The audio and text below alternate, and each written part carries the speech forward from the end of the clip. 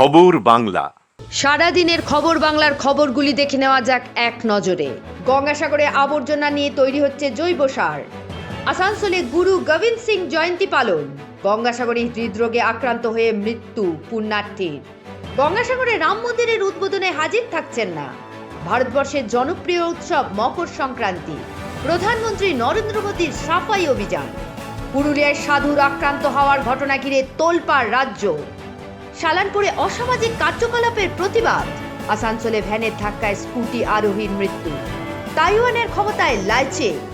গঙ্গাসাগর মেলাতে গ্রিন মেলা ঘোষণা করেছিলেন রাজ্য সরকার, যেখানে প্লাস্টিক বর্জনের বার্তা দেওয়া হয়েছিল জেলা প্রশাসনের পক্ষ থেকে।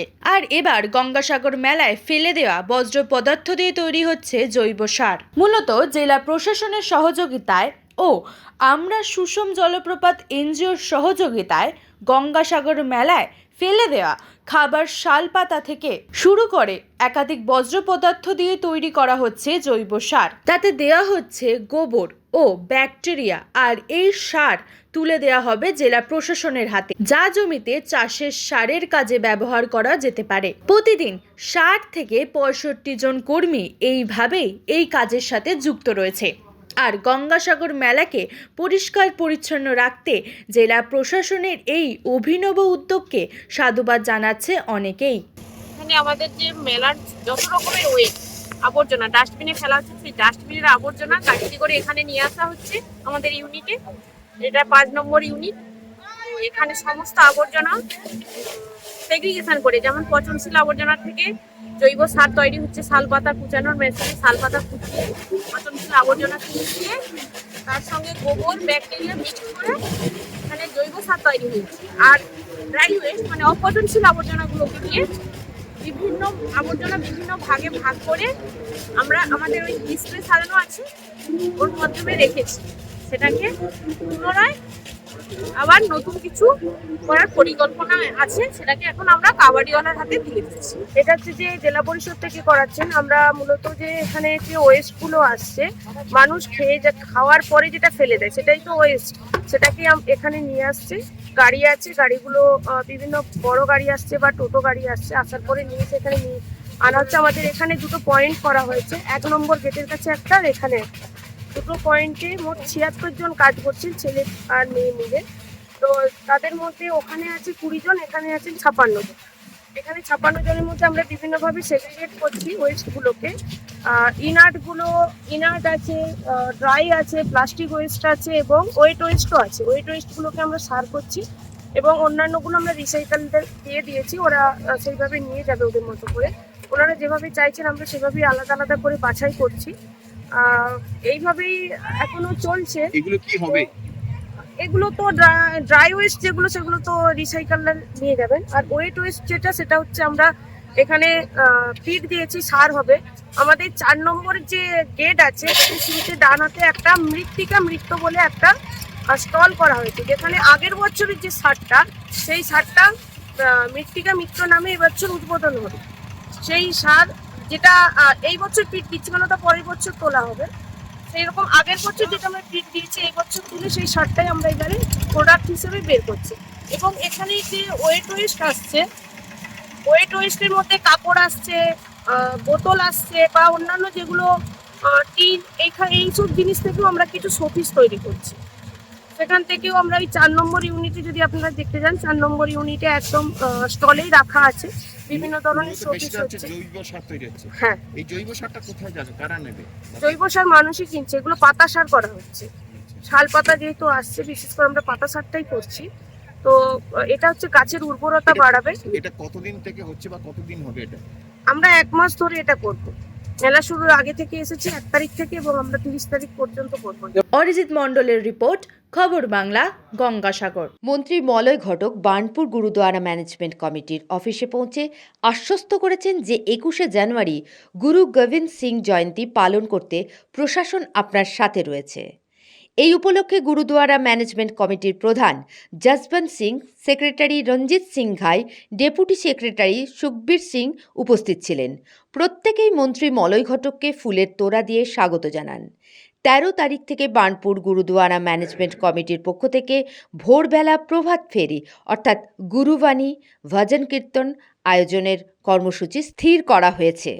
आज आए थे तो गुरुद्वारा प्रबंधक कमेटी का तरफ से हमको 21 तारीख को निमंत्रण दिया। हर साल का माफिक जरूर आएंगे और मैं शिल्पांचल वासी से निवेदन करता हूँ आप लोग भी आइए, बहुत अच्छा से यह पर्व मनाया जाता है।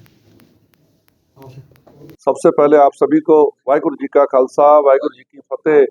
आज मंत्री जी का हमारे इस दफ्तर में आगमन का उद्देश्य यही था कि हमारे यहाँ संवैधानिक तरीके से अकाल तख्त और हमारी श्रोमणी गुरुद्वारा प्रबंधक कमेटी की अगुवाई में और उनके द्वारा प्रमाणित जो प्रबंधक कमेटी का यहाँ चुनाव हुआ था, जिसमें सरदार जसवंत सिंह जी और रंजीत सिंह जी गई को यहाँ पर जनरल सेक्रेटरी और प्रधान के तौर पे मनोनीत किया गया है। चुनाव हुआ है उनका और उस चुनाव में तकरीबन इस इलाके की सभी सिख संगत का सहयोग था और हम लोग ये चाहते हैं इस नवी चुनी हुई कमेटी का पहला प्रकाश पर्व मनाने का जो उपाय उपराला उन्होंने किया है, उस उपराले को 21 तारीख को मनाने का इन्होंने अपना दिन जो है निश्चित किया है। आने वाली 21 जनवरी को यहाँ बनपुर गुरुद्वारे में साहिब श्री गुरु गोविंद सिंह जी का प्रकाश पर्व मनाया जाएगा और यहाँ पर एक बहुत बड़ी शोभा यात्रा भी उसका भी आयोजन किया गया है। आप सभी ने हमारे पंथ के जो विद्वान प्रचारक हैं अमृतसर से, हमारे स्वर्ण मंदिर से, उनके आगमन से, उनके द्वारा हमारी गुरबाणी का जो खुलासा होगा, जो उन्होंने हमारे धर्म का प्रचार और प्रसार करना, उस सब में भाग लेकर के गुरु साहब का प्रसाद के तौर पे वाणी और यहाँ का लंगर चख करके आप सभी ने अपने अपने धर्म को, अपने जीवन को सफल करने की कोशिश करनी है। यही आप सभी से निवेदन है।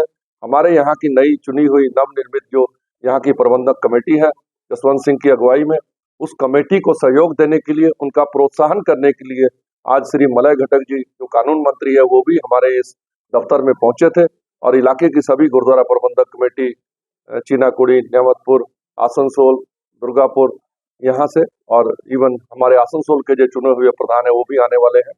ये सभी इस यहाँ की बनपुर की गुरुद्वारा प्रबंधक कमेटी को अपना सहयोग और पर्व के लिए शुभकामनाएं देने के लिए पहुंचे हैं।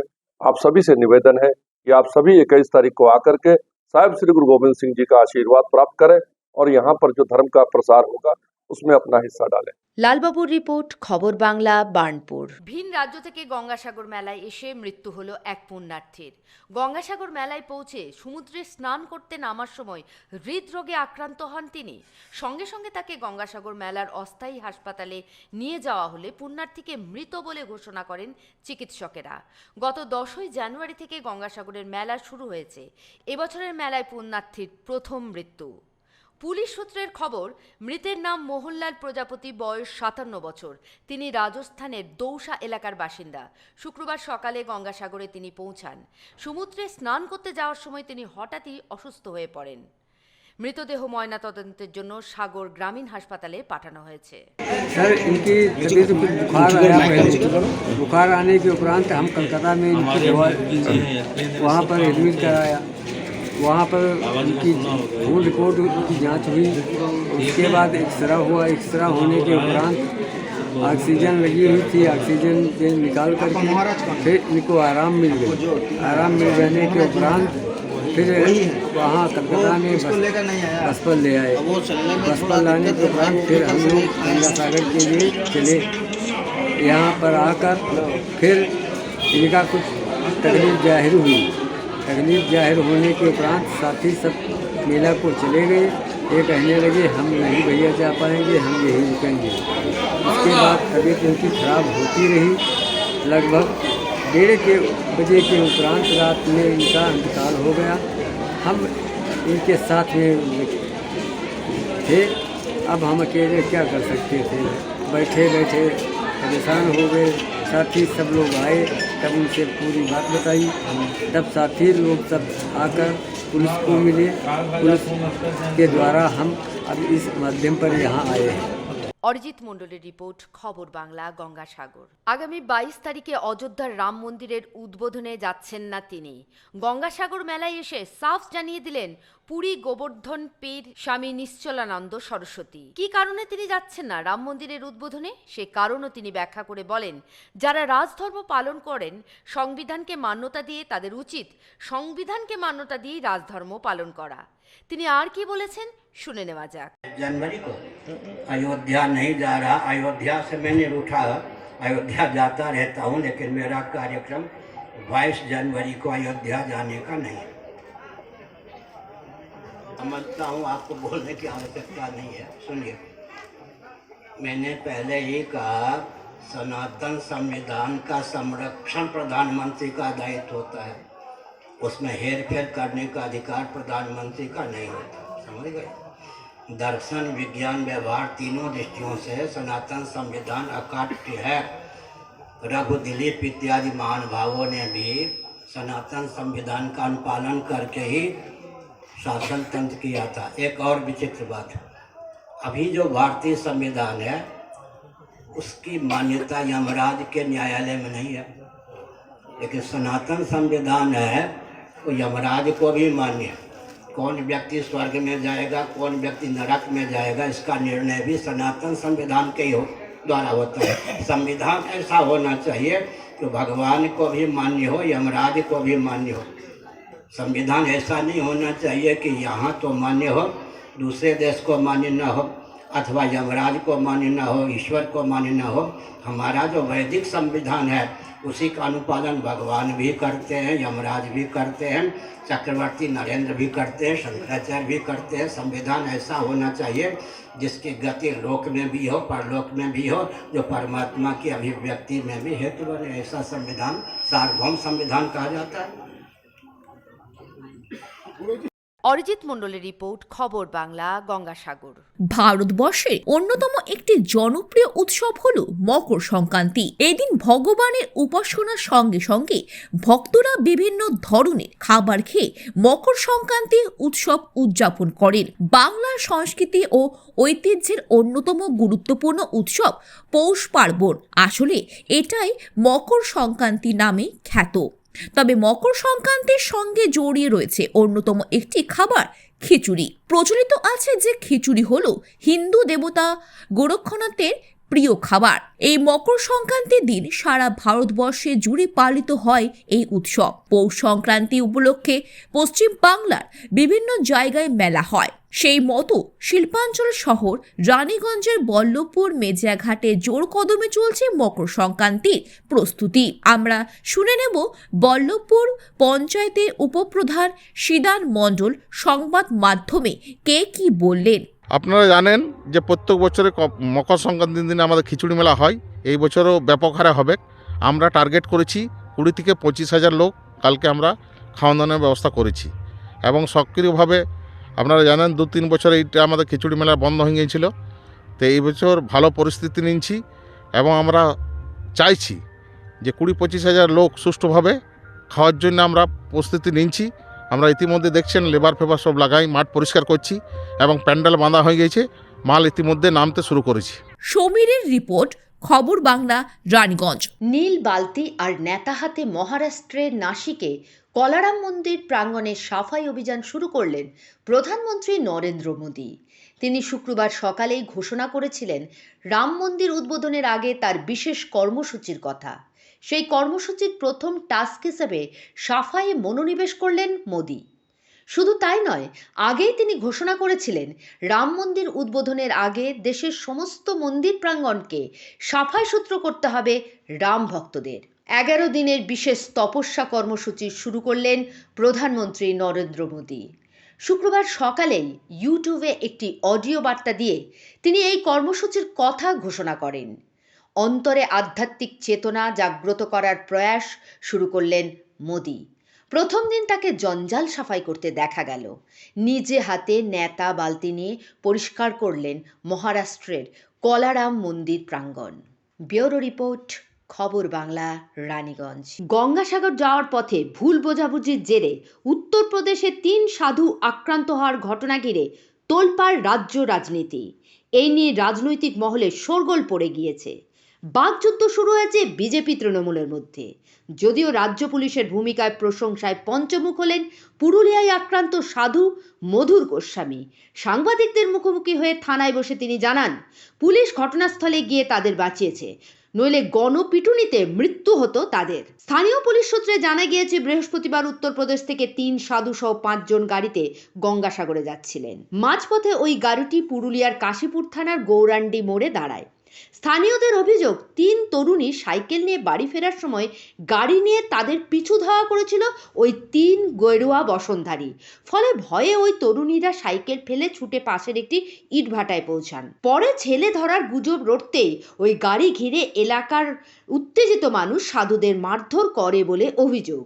যদিও পুরুলিয়ার পুলিশ সুপার অভিজিৎ বন্দ্যোপাধ্যায় জানিয়েছেন, ভুল বোঝাবুঝি হয় ভাষাগত সমস্যার জন্যই, ফলে 3 সাধুকে মারধর করে স্থানীয়রা। তবে স্বতঃপ্রণোদিতভাবে মামলা রুজু করে তদন্ত শুরু করেছে পুলিশ।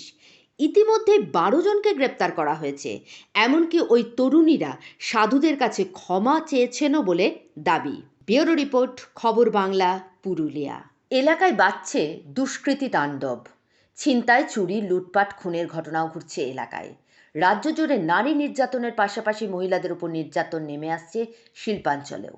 এলাকার মহিলাদের নিরাপত্তা নিয়ে প্রশ্ন তুলে এদিন সিপিএমের গণতান্ত্রিক মহিলা সমিতির পক্ষ থেকে শালানপুর থানার সামনে দেখানো হলো বিক্ষোভ।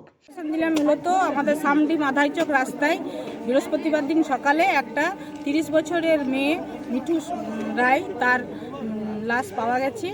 মঙ্গলবার দিন সে বাড়ি থেকে পিকনিক করতে যাব বলে বার হয়েছিল, তারপর থেকে তার কোনো ট্রেস পাওয়া যায়নি। আর লাশটা বৃহস্পতিবারে পাওয়া গেছে, তার অর্ধনগ্ন অবস্থায়। সেই হিসাবে আমরা এই যে নারী নির্যাতন করে যে একটা ফেলে দিয়া, যে মার্ডার করে দেওয়া একটা মেয়েকে, কম বয়সী মেয়েকে, মেয়েটা এত শিক্ষিত, MA পাস, কম্পিউটার জানে, নার্সিং ট্রেনিং জানা একটা মেয়ে, তার উপরে যে এরকম একটা নির্যাতন করে তাকে মেরে দেওয়া হলো, তার প্রতিবাদে আমরা আজকে মূলত থানাতে এসেছিলাম ঘেরাও করার জন্য। প্রশাসন জানালে ইতিমধ্যে প্রশাসন একজনকে নিয়েছে তাদের হেফাজতে। সে অনেক কিছুই স্বীকার করেছে। আরও এর সঙ্গে যারা যুক্ত, যেসব ডকুমেন্টসগুলো তারা পাচ্ছে, আগামী দিনে তাদেরকে অ্যারেস্ট করবে, এই প্রতিশ্রুতি তারা দিল।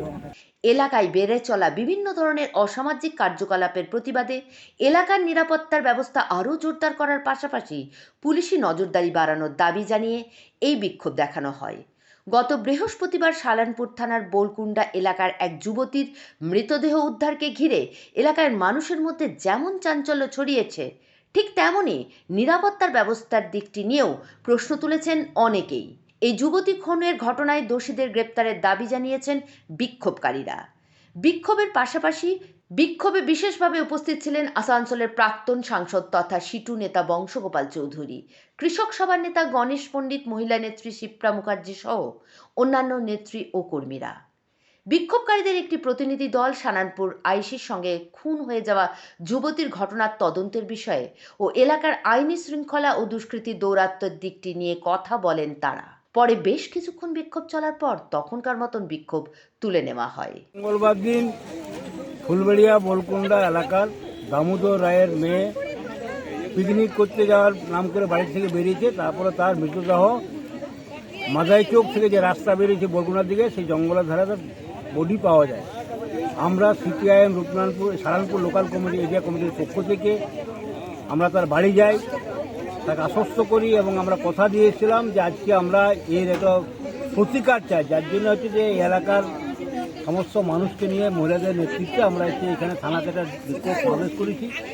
পুলিশের কাছে আমরা দাবি রেখেছি যে যারা এই দোষীরা তাদের দৃষ্টান্তমূলক শাস্তি হোক, এবং হচ্ছে গোটা এলাকায় শালানপুর ব্লকে যেভাবে রাতের অন্ধকারে চোরগুলো ঘুরে বেড়ায়, চোর মানে কি বিভিন্ন ধরনের চোর, কয়লা চোর, বালি চোর, পাথর চোর, ট্রাকের পর ট্রাক রাস্তা দিয়ে মানুষ চলাচল করতে পারে না, এগুলো একটা বন্ধ হওয়া দরকার আছে। আর এই ঝাড়খণ্ড বর্ডার এলাকায় বিভিন্নভাবে বেআইনি মানুষের আসা যাওয়া, এগুলো হচ্ছে পুলিশ প্রোটেকশনের একটু প্রয়োজন আছে, প্যাট্রোলিং আরও বাড়াতে হবে। এই সমস্ত দাবিগুলো হচ্ছে আমরা রেখেছি। আপনারা জানেন পশ্চিমবাংলায় বাইপোপিসি সরকার, জেড ক্যাটাগরি হবে, জেড প্লাস হবে, কেন্দ্রীয় সরকারের থেকে নির্দেশ চলে আসবে, ওটা অমিত শাহ আটকাবে না, কারণ অমিত শাহর সঙ্গে সেটিং আছে। আর এই টাকা লোকে এখন বলে শুধু একা তৃণমূল খায় না, এই টাকা নাকি এখন যায় দিল্লি পর্যন্ত। তো বোঝেন আপনারা এই লুট চলছে এখানে, মানুষ মরবে, রূপনারায়ণপুর ফাঁড়ির সামনে ধাক্কা খেয়ে মরবে মানুষ। পুলিশ সেটা চোখ মুজে থাকে। ট্রাফিকের আইন আছে। Bureau report, Khabar Bangla, Salanpur. পিকআপের ধাক্কায় স্কুটার আরোহী মেয়ের মৃত্যু। আজ সকালে শহরের জিটি রোডে ইস্টার্ন রেলওয়ে স্কুলের কাছে একটি পিকআপ ভ্যানের ধাক্কায় একটি স্কুটি আরোহী একটি মেয়ে মারা যায়। মৃতের নাম আস্থা যাদব, বয়স আনুমানিক 20। তিনি আড়াডাঙ্গার বাসিন্দা। এই ঘটনার পর মানুষের মধ্যে ক্ষোভ দেখা যাচ্ছে। মানুষের অভিযোগ, জিটি রোডে খোদ বিভিন্ন মার্কেট তৈরি হওয়ায় এই দুর্ঘটনায় ঘটেছে। কথিত আছে আড়াডাঙ্গার বাসিন্দা আস্থা যাদব স্কুটারে করে যাচ্ছিলেন। রাস্তায় প্রচণ্ড যানজট ছিল। এই সময় একটি পিকআপ ভ্যান তাকে ধাক্কা দিয়ে পাশ দিয়ে চলে যায়। এই দুর্ঘটনার পর লোকজনের ভিড় জমে যায়। আহত অবস্থায় তাকে জেলা হাসপাতালে নিয়ে যাওয়া হলে সেখানে চিকিৎসক তাকে মৃত বলে ঘোষণা করেন। এই দুর্ঘটনায় আবারও প্রশ্ন উঠেছে নগরীর ট্রাফিক ব্যবস্থা ও দখল নিয়ে। উল্লেখ্য, সন্ধ্যার পর থেকে নগরীর ফুটপাতগুলো বাজারে পরিণত হয় এবং সকাল পর্যন্ত একই অবস্থা থাকে। घर से निकले तो आग जल रहा था, झटका पर तो बैठ गया। एक बाइक का आवाज जब भड़ाम तो हम निकले।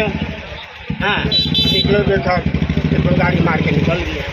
একটা লেডিস আসছিল ওখান থেকে, আর সাদা গাড়ি ছিল, পড়ে গেল চাকার নিচে, চাপিয়ে ওরা পালিয়ে গেল গাড়িটা।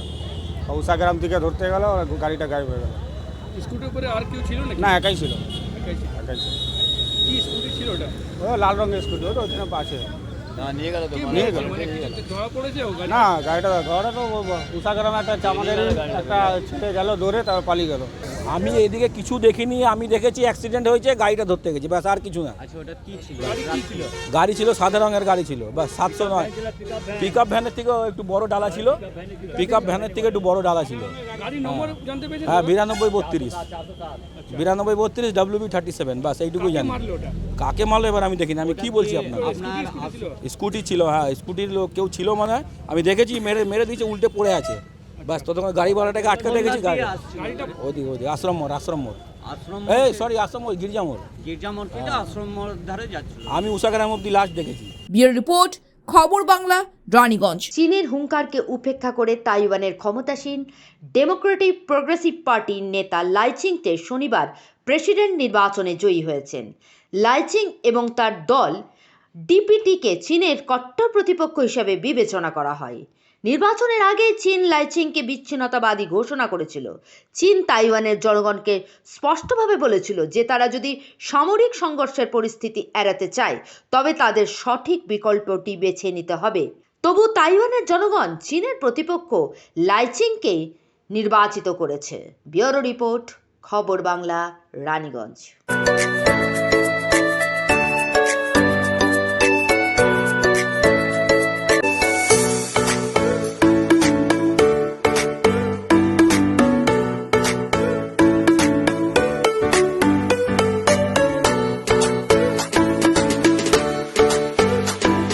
ভোজনালয়, শেয়ারশোল রাজবাড়ি, রানীগঞ্জ। Mobile number 9475505861। খবর বাংলা, খবরের খবরদারি। শুভরাত্রি।